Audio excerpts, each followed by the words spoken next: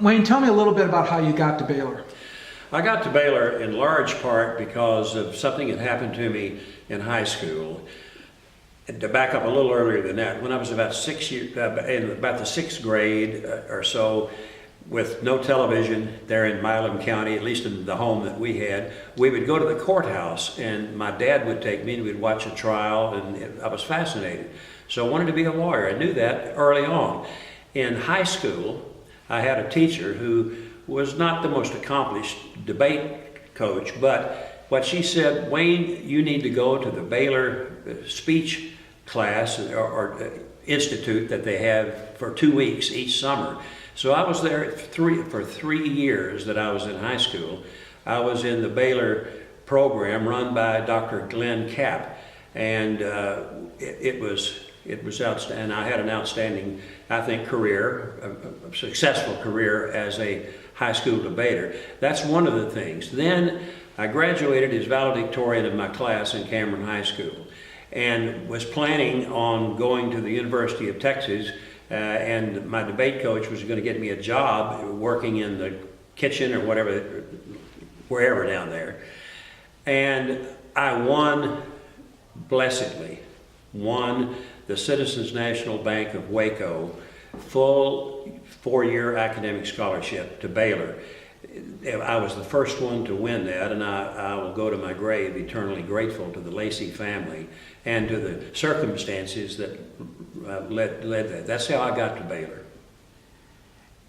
Were there any particular memorable experiences that, as you look back, says that is Baylor to me?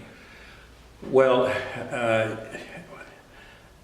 the camaraderie, the people that I knew, I got a chance to debate around the country and meet great friends that I still have to this day. Last week I talked to 2 of my former debate partners from 1958 to 59, and so to speak. I went to law school and had the honor of being president of the student body there, and so forth and so on. And Baylor, I loved the chapel program.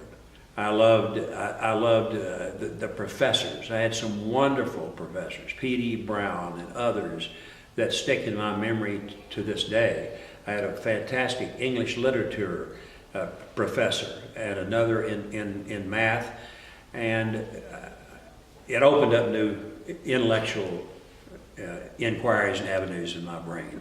You've had an incredibly successful career. Can you talk about what influence your Baylor experience had on that success? It had a tremendous amount on that success. Baylor taught me, not only in undergraduate school, but in particular in law school, that we have to open our mind and be open. We're not educated unless we have an open mind. And I was given the tremendous honor of making the commencement speech when my daughter received her Doctor of Education at Baylor. Dr. Herbert Reynolds asked me to do that, and I was proud to do it. And my basic message then was, which I learned at Baylor, was you're not educated if you think you've got all of the answers and you don't need any further information. And whether it deals with religion, politics, family matters, and so forth, we have to open our mind and be open to the suggestions, arguments, criticisms of others. And I learned that in law school, but it started in undergraduate school with debate. That program is wonderful, and I need to support the debate program here more than I have, and I will do that.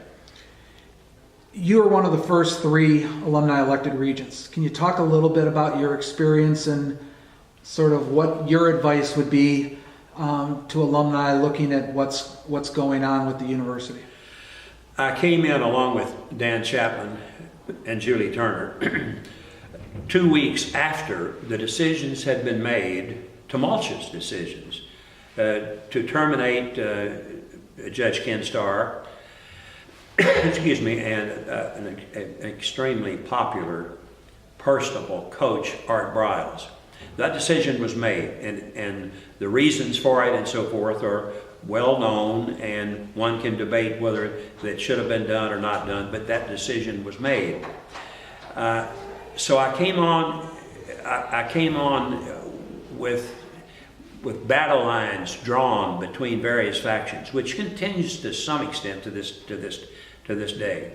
And I've worked hard. I was appreciative of the opportunity. I was encouraged by many to get on because of the fact that I'd had the opportunity to be president of the State Bar of Texas and president of the International Academy of Trial Lawyers, a regent of the American College of Trial Lawyers, and I learned in all of that dispute resolution never occurs unless people are talking to each other, communicating, and I've had the opportunity to do that.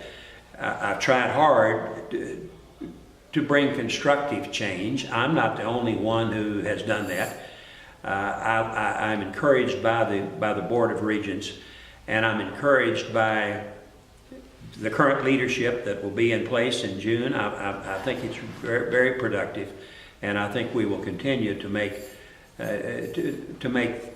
us proud of Baylor. Make Baylor great again, if I can paraphrase a much overused term.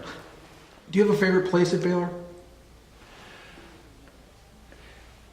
The favorite place I think would be the law school. Coconut Hall, where I started, I guess Coconut Hall is still over there. And then I went to the new men's dorm because I had received through the Lacey family that scholarship. I think I got a little bit of preference, and I was one of the first students to get to stay in what was called the new men's dorm, the athletic dorm, and I think it became Martin Hall. I forget what the name, and I still feel very, very good about that. I really have fond memories of those. What does Baylor mean to you? Baylor means so much to me. It combines religious instruction, religious environment, along with rigid academic instruction and training, and the history of Baylor. Being chartered is one of the first. I'm in the Sons of the Republic of Texas, and that means a lot to me, the history. Baylor's history is remarkable in this state. Chartered in, I'm trying to remember, 1849, or I believe it was, somewhere in there, maybe off by a few years. But Baylor produces great people, great statesmen within our state and nation, great lawyers. Baylor has the reputation of producing a lot of wonderful people, not just lawyers, but now with the science, the program that they have, it just means a lot. It's a great place to be, and to say I'm a Baylor graduate. Also, there is, I don't want to say it's not a cult-like thing, and maybe not quite as deep as A&M, but Baylor alumni stick together and are proud of one another to a degree that's, I think, extraordinary. Do you think people have lost sight of that in the last year or two with the troubles? Yes, people have lost sight of it, and it has to be repaired. We've got a bleeding wound and that needs to be staunched by love and affection, Christian principles, and communication, and with getting away with a desire for revenge and recrimination against either real or imagined people in the past who've done something that one disagrees with. We've got to get past that, and it's like, kicking someone who's down. The person that's being hurt now if we continued to have some of these assaults and what have you, it's Baylor that's being hurt, and we've got to fix that, and I honestly believe it will be fixed.